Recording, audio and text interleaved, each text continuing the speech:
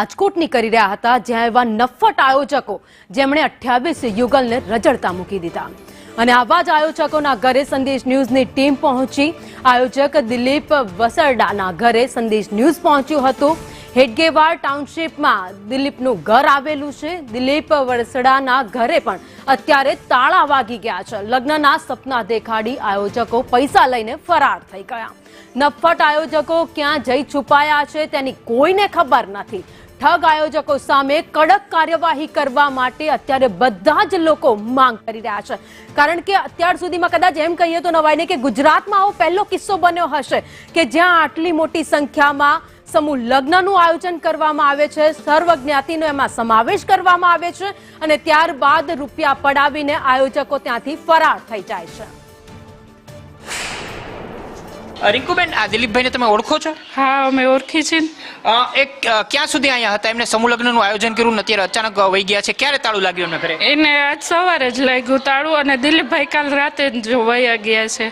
तमने कोई माहिती छे समूह लग्न एने करता के कोई डायरा के सामाजिक कार्यक्रम? ना, एवुं तो मने कई माहिती नथी। एटली खबर छे के आ समूह लग्न कराय छे, आयोजक छे समूह लग्नना। परिवारमां कोण कोण छे? ए परिवारमां एने एक दीकरो छे, दीकरी छे અને પોતે બે મહિને હસબન્ડ ને વાઈફ છે। ઈ રાતે તો હતા જ, સવારે નતા જોયા અમે। સવારના નથી? સવારના નથી, રાતે હતા।